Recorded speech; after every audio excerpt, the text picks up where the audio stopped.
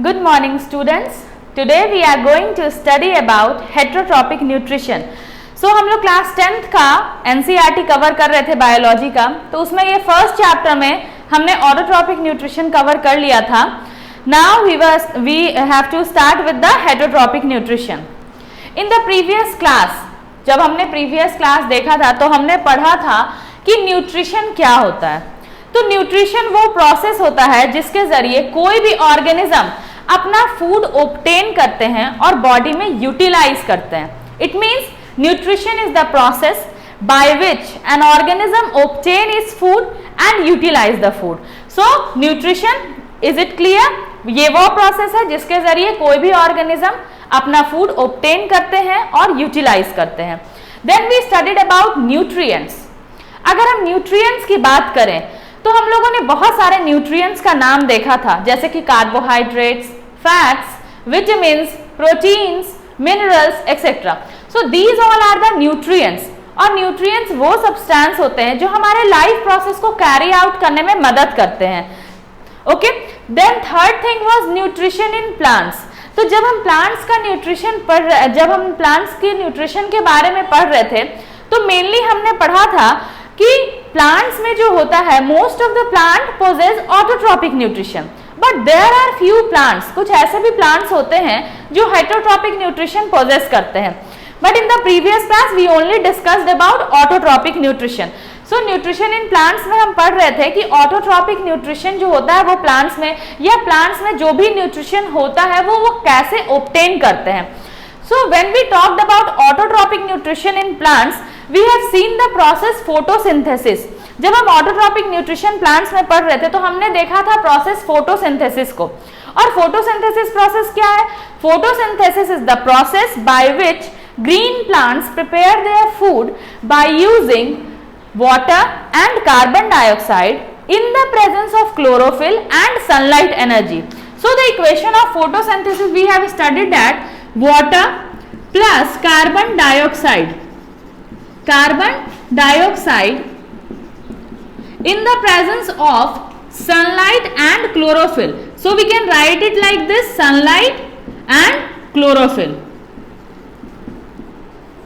and then it produces glucose plus water molecule and plus oxygen molecule. So this was the equation of photosynthesis.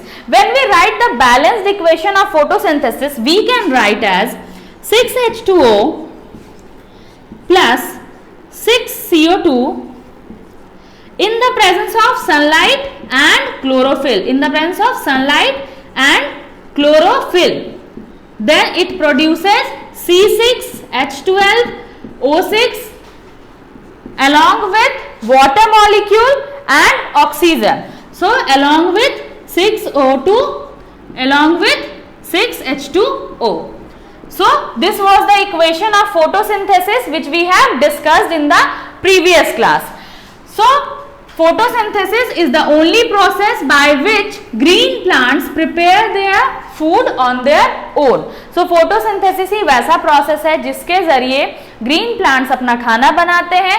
और आप तो जानते ही हैं कि सारे जो भी ऑर्गेनिज्म है वो डायरेक्टली और इनडायरेक्टली प्लांट्स पे डिपेंडेंट होते हैं. जो भी अदर हेटेरोट्रॉप्स हैं वो सब डायरेक्टली और इनडायरेक्टली प्लांट्स पे ही डिपेंडेंट होते हैं. इसलिए photosynthesis process is a very important process in our life.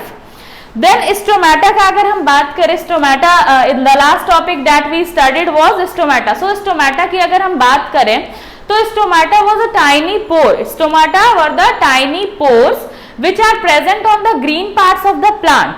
और जब हम स्टोमेटा के फंक्शन के बारे में बात करें तो स्टोमेटा का दो मेन फंक्शन था. पहला तो गैसियस एक्सचेंज और दूसरा ट्रांसपिरेशन. इट मीन्स जो कार्बन डाइऑक्साइड प्लांट्स लेते हैं और ऑक्सीजन लिबरेट करते हैं, that is done by the help of stomata, and the process by which plants loss water, the process by which plants water loss करते हैं, यानी कि ट्रांसपिरेशन प्रोसेस, वो भी स्टोमेटा के जरिए ही होता है. So now we will begin with the heterotrophic nutrition. So heterotrophic nutrition का मतलब हम सबसे पहले समझेंगे. जब हम हेटरोट्रॉपिक न्यूट्रिशन की बात करें तो हेट्रोस का मतलब होता है अदर्स एंड ट्रॉफिक का मतलब होता है न्यूट्रिशन। सो हेटेरोट्रॉपिक न्यूट्रिशन का मतलब होता है nutrition obtained from others। So heterotrophic means nutrition obtained from others। इसलिए हम कह सकते हैं कि heterotrophic nutrition is that mode of nutrition in which an organism cannot make its food on its own and depends on others for its food। So heterotrophic nutrition में organism अपना खाना खुद नहीं बनाते हैं और वे दूसरे organism पे या तो वो autotrophs पे डिपेंडेंट होंगे या तो other heterotrophs पे डिपेंडेंट होंगे अपने food के लिए।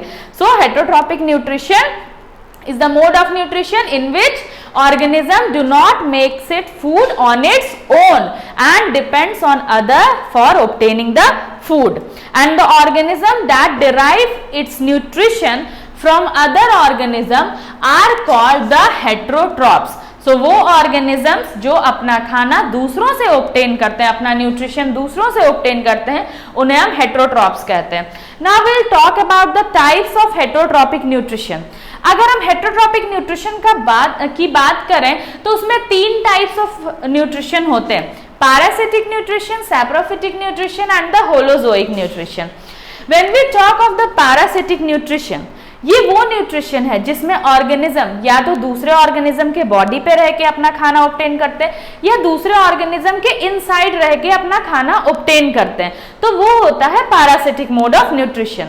And when we talk of the saprophytic nutrition is the that mode of nutrition in which organism feeds on dead and decaying organism। Way dead and decaying organism से अपना खाना obtain करते हैं, it means अपना nutrition वो dead and decaying organism से obtain करते हैं। And holozoic nutrition की हम बात करें तो इसमें कोई भी organism कॉम्प्लेक्स फूड पार्टिकल्स को लेते हैं और उसके बाद अपने बॉडी के अंदर ही उसको डाइजेस्ट करते हैं या जो भी डाइजेशन का प्रोसेस होता है उसको करते हैं। So now we can see the examples of heterotrophic nutrition, mushroom, yeast, moulds, these all are the examples of saprophytic mode of nutrition. Then we have to see the examples of parasitic nutrition. Tapeworm is there. Many plants are also there, like Cuscuta is there. So these are the examples of parasitic mode of nutrition. And in holozoic nutrition, all the animals along with amoeba comes under holozoic nutrition. So first we study about the nutrition in animals. सबसे पहले हम nutrition animals के nutrition के बारे में समझेंगे। तो on the basis of food habits, animals are of 3 types: herbivores, carnivores and omnivores। First is herbivore। herbivores वो होते हैं जो सिर्फ ग्रीन प्लांट्स पे फीड करते हैं। ओके, सो ग्रीन प्लांट्स पे ओनली फीड करते हैं, उन्हें हम herbivores कहते हैं।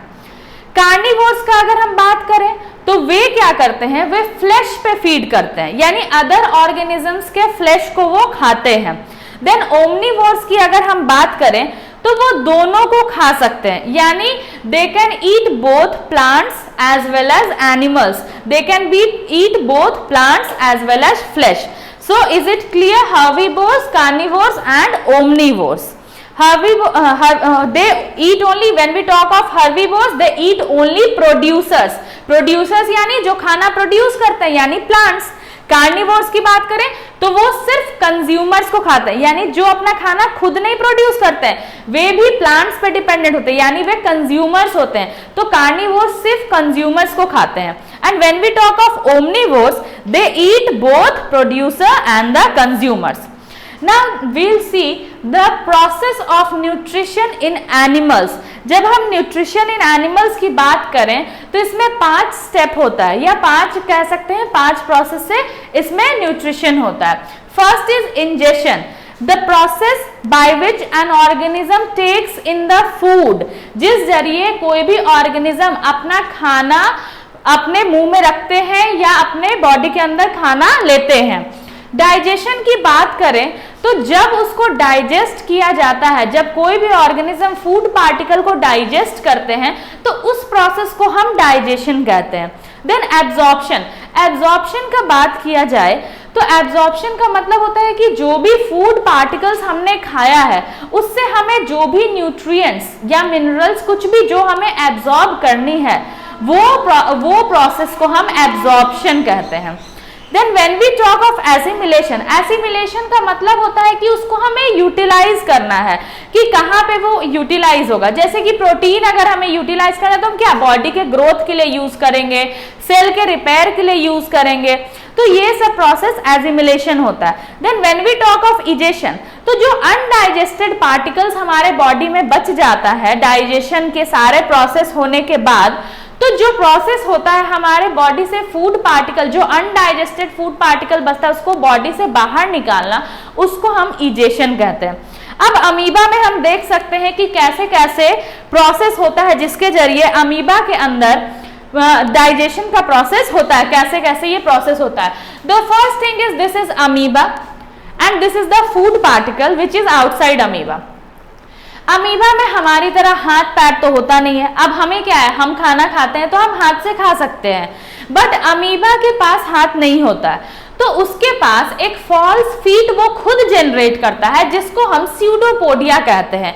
जो फॉल्स फीट जनरेट होता है अमीबा में उसको हम स्यूडोपोडिया कहते हैं। तो ये स्यूडोपोडिया फॉर्म्ड होता है अमीबा में, और जिसके जरिए ये फूड पार्टिकल को अपने बॉडी के अंदर लेकर आता है। And then what happens, then the next process, this is ingestion, food particles को अपने बॉडी के अंदर लेना, that is ingestion. Then this is digestion, it means body के अंदर ले लेना और उसको सिंपल पार्टिकल्स में तोड़ना। जो भी फूड मटेरियल था, जो भी कॉम्प्लेक्स फूड था, इसको सिंपलर फॉर्म में इसने तोड़ लिया, तो इसको हम डाइजेशन कहेंगे। Then next comes the absorption. अब ये फूड से जो भी न्यूट्रिएंट इसको एब्जॉर्ब करना था अमीबा को, वो इसने एब्जॉर्ब किया, so that is absorption. Then it is assimilation. अब ये फूड पार्टिकल कहाँ कहाँ यूज हुआ, जो भी जगह पे यूज किया गया उससे जो भी एब्जॉर्ब न्यूट्रिएंट्स को, उसको हम एसिमिलेशन कहेंगे। And then the waste particles which were left behind, which were left after the processes of digestion, that is the process egestion, यानी फूड पार्टिकल्स को जो भी अनडाइजेस्टेड रह गए उसको बॉडी से बाहर निकालना, that is egestion. So till here it is clear students. The next is nutrition in human beings. अब हम ह्यूमन बींग्स के न्यूट्रिशन की बात करें तो इसमें भी 5 स्टेप होता है जैसे कि अमीबा में हो रहा था।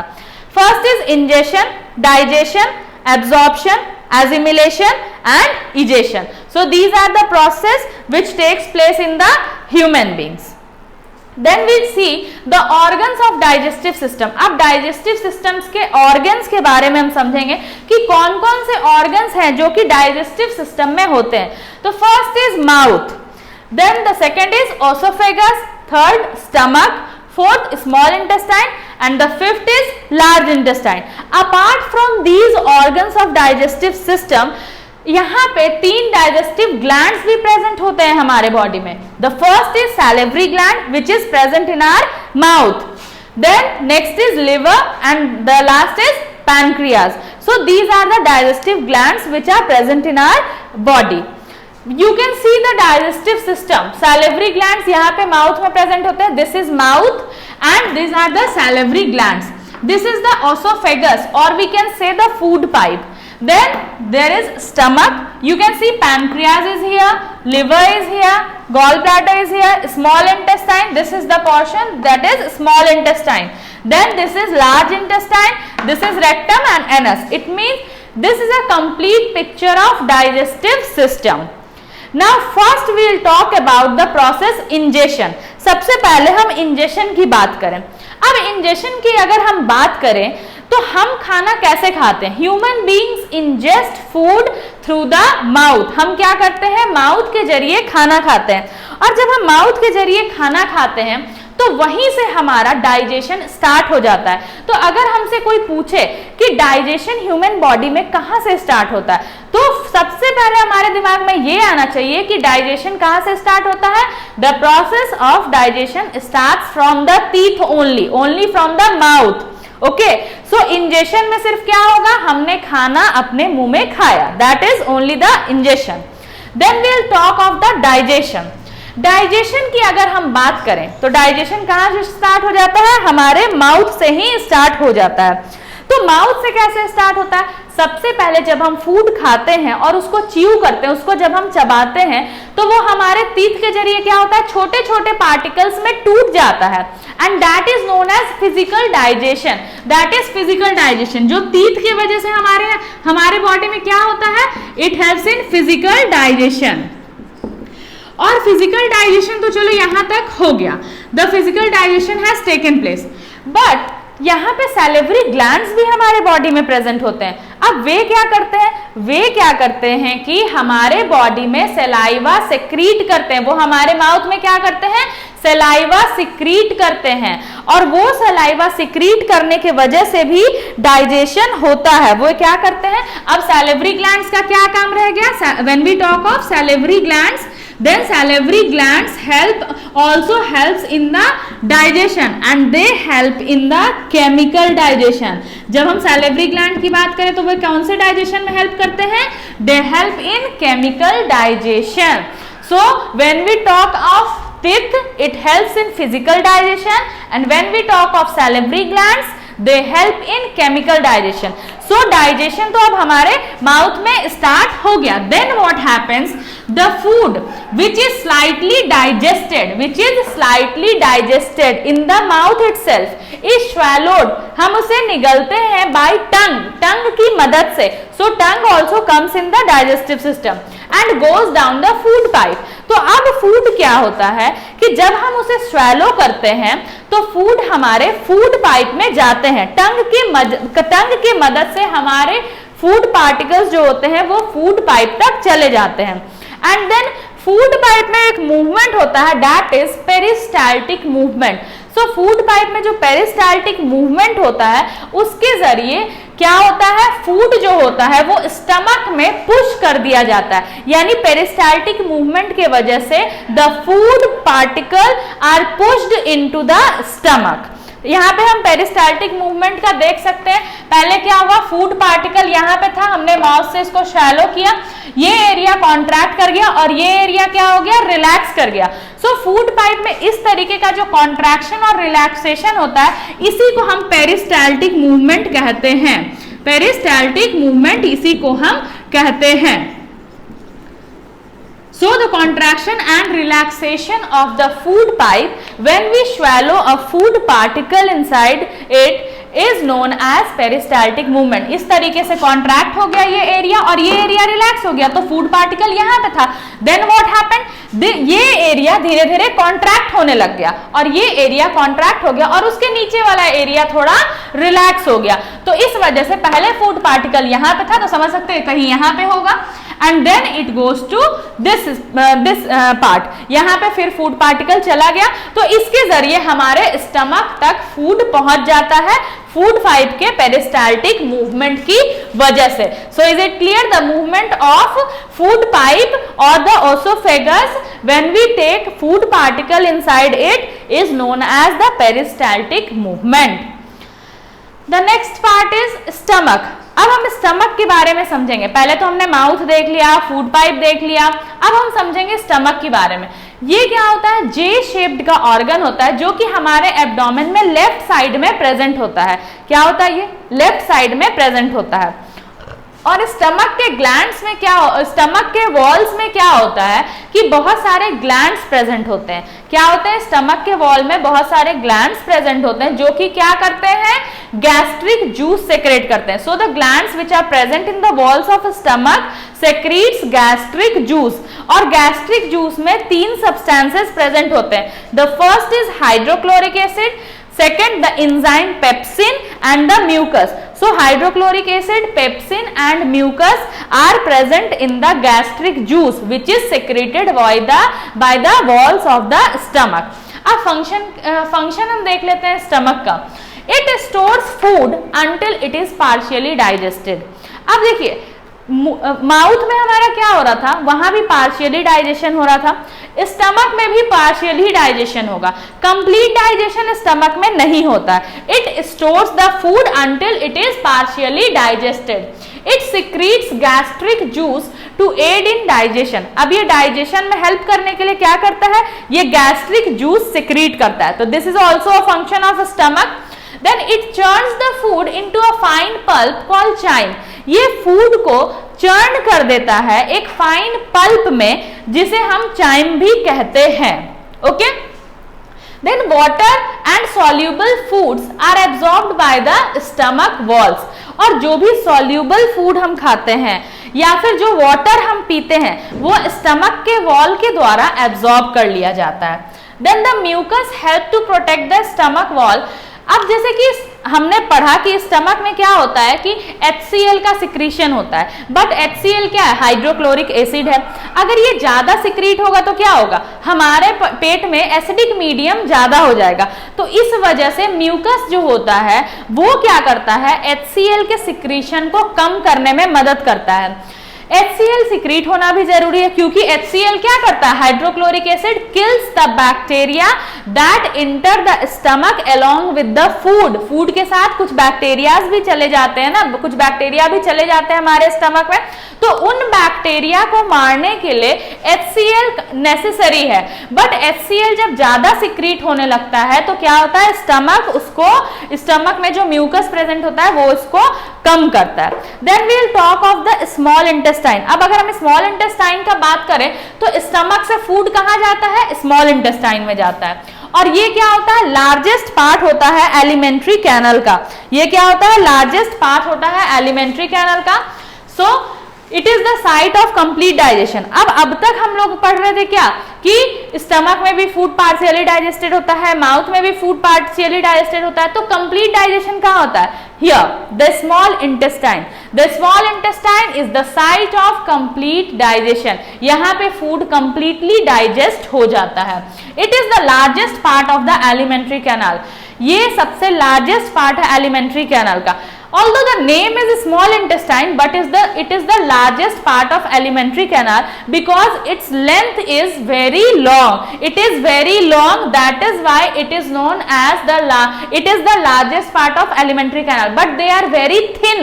That is why they are known as small intestine. And when we study about large intestine में क्या होता है कि वे wide होते हैं, उनके length कम होता है पर उनका जो थिकनेस होता है वो वाइड ज्यादा होते हैं स्मॉल इंटेस्टाइन से, इसलिए उन्हें हम लार्ज इंटेस्टाइन कहते हैं। और स्मॉल इंटेस्टाइन में क्या होता है, ये थोड़े थिन होते हैं, पतले होते हैं, बट इनका लेंथ ज्यादा होता है लार्ज इंटेस्टाइन से। They are about 6.5 metre long and it receives secretions from two glands, liver and pancreas।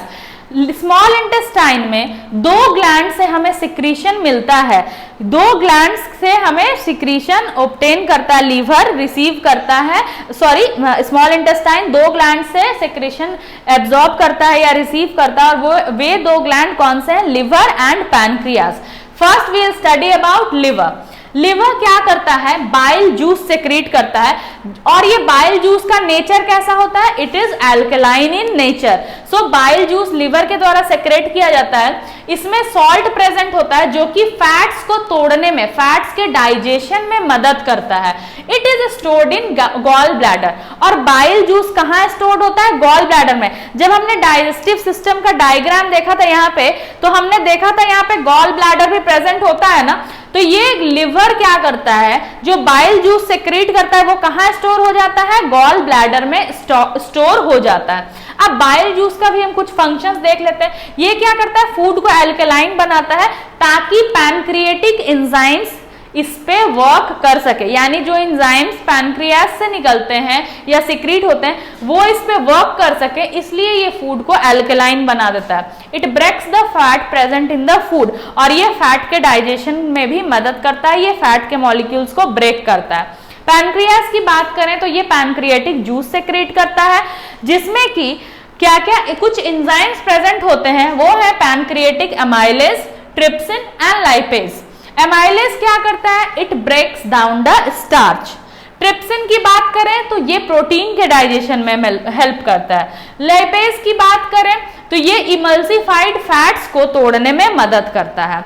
This is the diagram of liver and pancreas. You can see I have put this diagram just to show you the liver and pancreas. The liver is here, gallbladder is here, where the bile juice is stored. Liver secretes the bile juice, pancreas secretes the pancreatic juice, and then the stomach is there.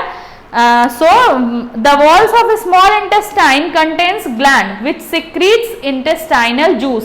अब हम वापस small intestine की बात कर लें तो intestinal जो small intestine होते हैं उससे क्या होता है, उसके वॉल से इंटेस्टाइनल जूस सिक्रीट होता है.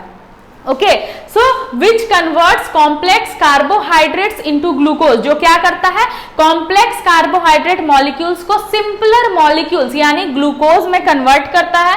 प्रोटीन्स को अमाइनो एसिड्स में कन्वर्ट करता है. Amino acids are the small units of protein. So proteins are converted into amino acids and fats are converted into fatty acids. अब स्मॉल इंटेस्टाइन के parts को हम देख लें, इसमें आपको ज्यादा डिटेल में पढ़ना नहीं है. So I have just mentioned the name of the parts. Duodenum is there, jejunum is there, ileum is there.